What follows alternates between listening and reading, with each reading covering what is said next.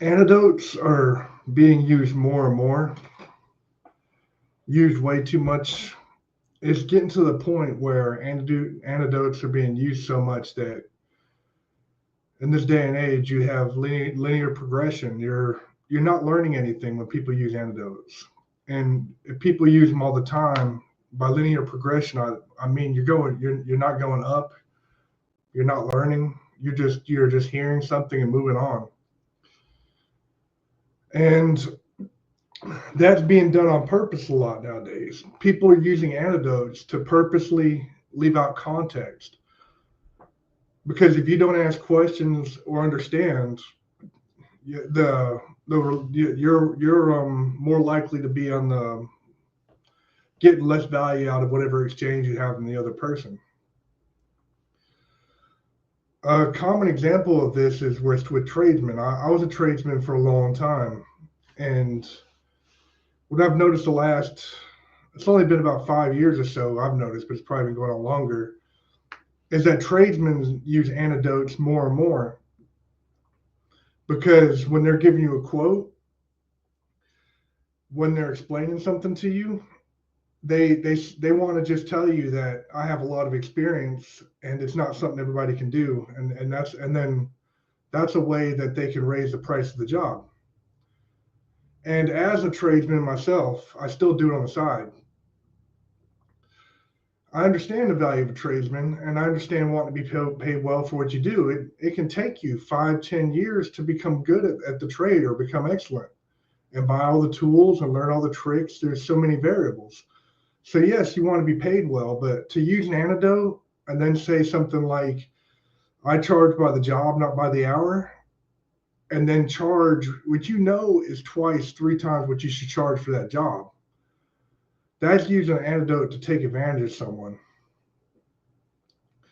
So people say, well, it doesn't matter how long it takes to do the job. Why do you need to know? Well, by asking questions is how over time you come to understand something.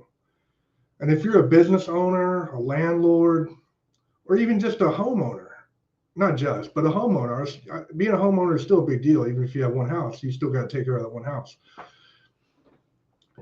You are doing nothing wrong by asking some questions and trying to understand tradesmen a little bit better each time one comes and works in your house, to make sure that you don't get taken advantage of later.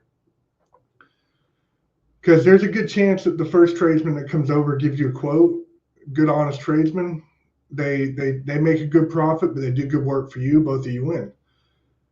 But then a tradesman will come along later and they'll realize they're going to test the water and use antidotes, and they're also just going to talk vaguely and try to throw out maximum cost for the minimum effort and just try to give you as little as possible for their time.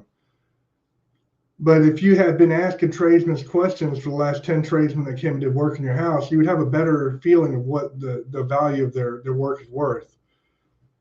And I don't think you should go. I'm not saying that you should underpay them. You should get a good tradesman and good tradesmen charge a lot for a reason.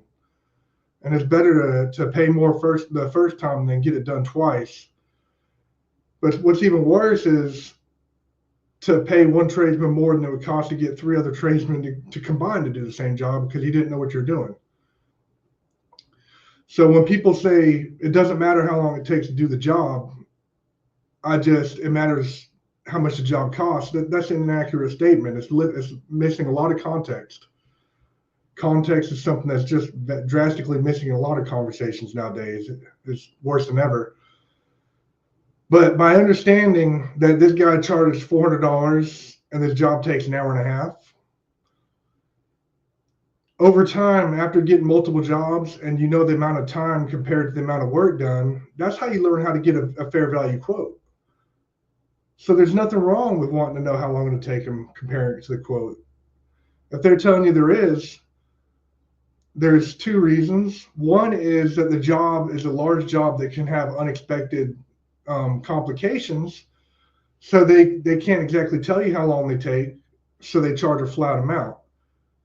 But if it's a job that they know how long it'll take, and without much experience, you could have a ballpark figure and they won't tell you. And then you have this massive bill that might not be the tradesman you want to associate with and use. And as a business owner or a landlord, a property owner, over time, this can really dig into the amount of money you have to do other things you want to do and invest in. Do you want to give it to some tradesman that's just taking advantage of you? Or do you want to have this money to build relationships with high quality tradesmen that you can have a relationship with for life, and it's mutually beneficial?